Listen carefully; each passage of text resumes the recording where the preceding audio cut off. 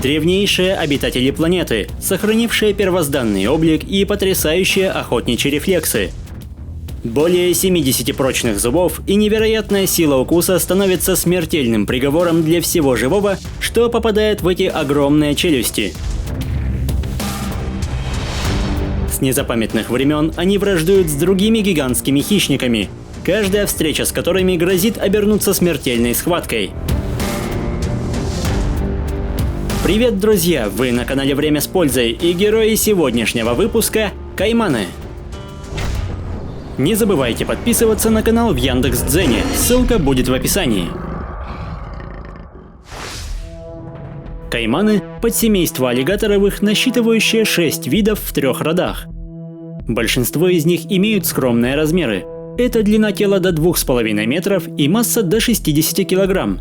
За исключением черного каймана, который может вырастать до 5 метров и весить свыше 300 килограмм. Эти пресмыкающиеся предпочитают многочисленные реки и болота Центральной и Южной Америки, где на илистых берегах и проходит большая часть их жизни. Несмотря на хладнокровие, аппетиту кайманов можно позавидовать. Местные даже сравнивают их с пираньями. Желудок этих рептилий настолько мощный, что они без проблем переваривают практически любую пищу. Вдоль челюстей имеется множество датчиков, фиксирующих малейшее колебание, что в совокупности с расположенными на макушке огромными глазами не оставляет добыче шансов остаться незамеченной.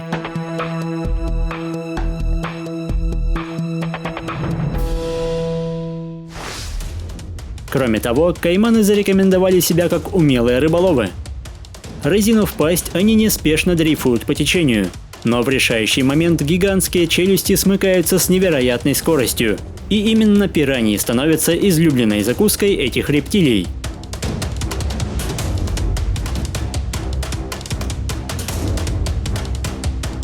Способность подолгу находиться под водой помогает кайманам устраивать засады и успешно охотиться на беспечных водоплавающих птиц. А превосходное ночное зрение позволяет совершать набеги под покровом ночи. Несмотря на массивное тело, в погоне за добычей эти создания с легкостью выпрыгивают из воды. А когда чувство голода достигает пиковых значений, рептилии могут поедать даже себе подобных. Как и у других крокодилов, челюсти каймана не приспособлены для жевания, поэтому они стараются заглатывать жертву целиком. Если же цель слишком крупная, на помощь всегда придут конкуренты, и туша будет спешно поделена на мелкие кусочки. Анаконды – заклятые враги кайманов на протяжении миллионов лет. Они имеют схожий ареал обитания и охотятся на одну и ту же добычу. Поэтому каждая встреча этих пресмыкающихся может окончиться дуэлью. Противники подолгу оценивают друг друга, и если ни один из них не уверен в своих силах, то зачастую все разрешается мирно. Однако настроение рептилий может меняться в считанные секунды. Эта желтая анаконда заходит на чужую территорию, и даже уступающий в размерах парагвайский кайман не намерен делиться своими владениями. Если же превосходство на стороне каймана, он не упустит возможности наказать незваного гостя. Отчаянная попытка сопротивления лишь на несколько секунд оттягивает неизбежное.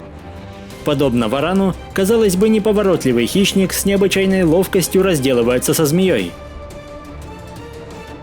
Заварушка притягивает и других соседей, каждый из которых стремится внести свой вклад в расправу. После чего самый сильный хватает трофей и уносит его подальше от голодных взглядов.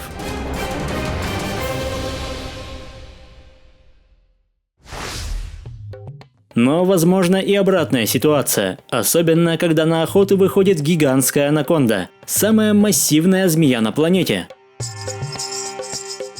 Несмотря на размеры, когда дело касается добычи, она проявляет невиданную ловкость, за считанные секунды обхватывая цель и сжимая ее с такой силой, что воздух стремительно покидает легкие, и об очередном вздохе можно забыть. Но в отличие от теплокровных животных, с кайманом такой трюк дается гораздо сложнее. Приспособленный к подводной жизни, он может намного дольше обходиться без кислорода, и далеко не у каждой змеи хватит терпения, чтобы полностью усмирить бронированную рептилию. Однако соседство этих крупных хищников настолько тесное, что молодые кайманы все же нередко становятся добычей огромных змей.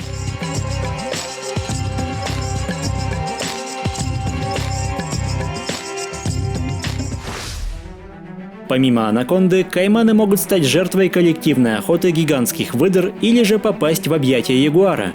Однако это дело для самых опытных хищников. Молодые же охотники могут получить урок на всю жизнь.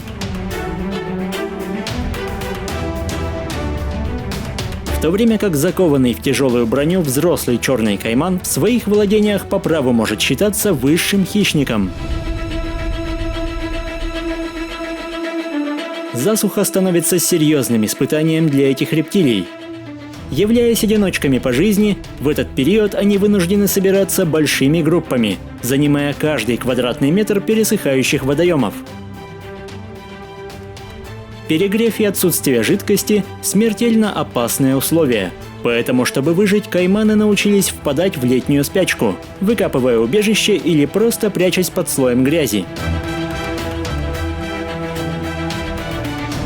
Пантанал – обширная тектоническая впадина в Бразилии и одно из крупнейших болотных угодий в мире. Именно здесь можно увидеть наибольшую концентрацию кайманов. Перед наступлением сезона дождей влиятельные самцы пытаются впечатлить особей иного пола с помощью низкочастотного рева, который вздымает в воздух столбы брызг. Разумеется, не обходится и без ритуальных боев.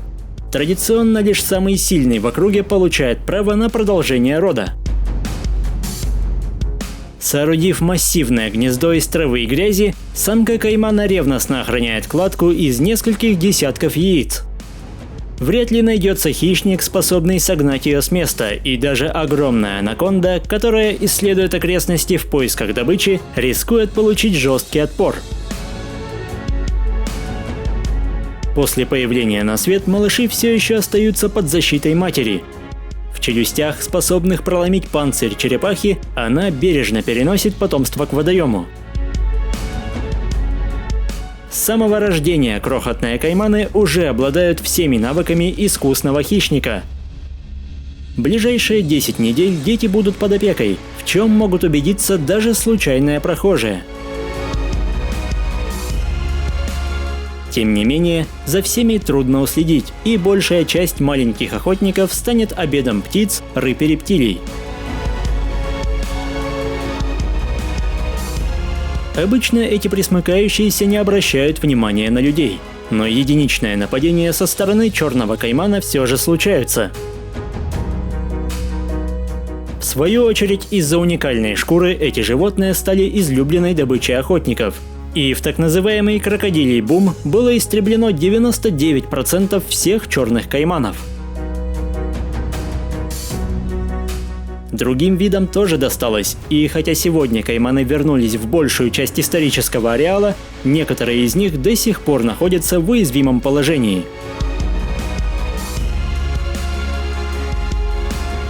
Если выпуск вам понравился, поддержите его лайком, комментируйте, подписывайтесь и проводите время с пользой. До скорого!